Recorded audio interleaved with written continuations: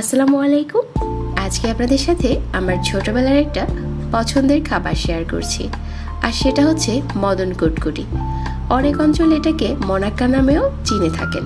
তবে এই মদন কুটকুটিটা বাসায় কিভাবে পারফেক্টভাবে বানানো যাবে ওই রেসিপিটা শেয়ার করব।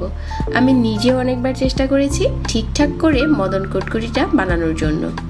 আজকের এই মদন কুটকুটিটা কিন্তু একদম দোকান থেকে কিনে আনা কুটকুটির মতোই হয়েছে। তো আশা করছি রেসিপি ফলো করে তৈরি করবেন।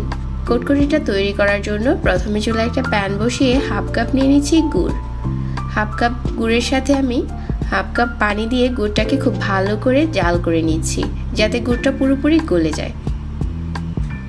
যখন গুড়টা গলে গেছে তখন হচ্ছে চুলাটাকে বন্ধ করে দিচ্ছি, আর গুড়ের এই মিশ্রণটাকে একটা কাপে নিয়ে নিচ্ছি। আর একটা বাটিতে নিয়ে নিচ্ছি 2 কাপ ময়দা। আটা দিয়ে কিন্তু ভালো হবে না, ময়দাটাই নিতে হবে। আর 1 টেবিল চামচ দিয়ে দিচ্ছি সুজিটা অবশ্যই দিতে হবে। আর পরিমাণ মতো লবণ দিয়ে দিচ্ছি। সুজিটা না দিলে কিন্তু আমাদের মনাক্কাটা খাস্তা হবে না। তারপর এখানে গলানো ঘি দিয়ে দিচ্ছি হাফ কাপ। ঘিটা অল্প অল্প করে দিয়ে মিশিয়ে নিতে হবে। এই পর্যায়ে ঘিটাকে হাত দিয়ে মিশাতে হবে, যাতে ময়দার সাথে খুব ভালো করে মিশে যায়। তবে হাফ কাপ চাইলে তেলও নিতে পারেন। যখন ঘিটা পুরোপুরি ময়দার সাথে মিশে গেছে, যে গুড়ের মিশ্রণটা আমরা আগে থেকে তৈরি করে রেখেছিলাম ওইখান থেকে অল্প অল্প করে দিয়ে দিচ্ছি। তবে কেউ যদি চান এখানে কালো জিরাটা ব্যবহার করতে পারেন, আমি দিচ্ছি না। তারপর রেস্টে দিয়ে দিচ্ছি এই ডোটাকে 10 মিনিটের জন্য। 10 মিনিট পর একটা বোর্ডে নিয়ে নিচ্ছি আর খুব ভালো করে বেলে নিচ্ছি। এখানে আমি একটা মোটা রুটি তৈরি করে নেব।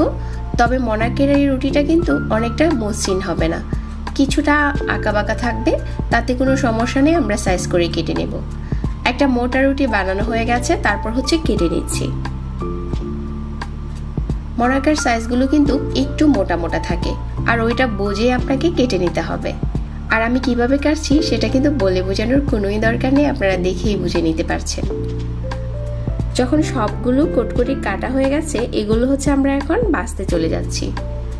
চুলায় মাঝারি আঁচে তেল গরম করে নিয়েছি আর এগুলো দিয়ে দিচ্ছি। এখন হচ্ছে নেড়ে চেড়ে ভেজে নেওয়ার পালা।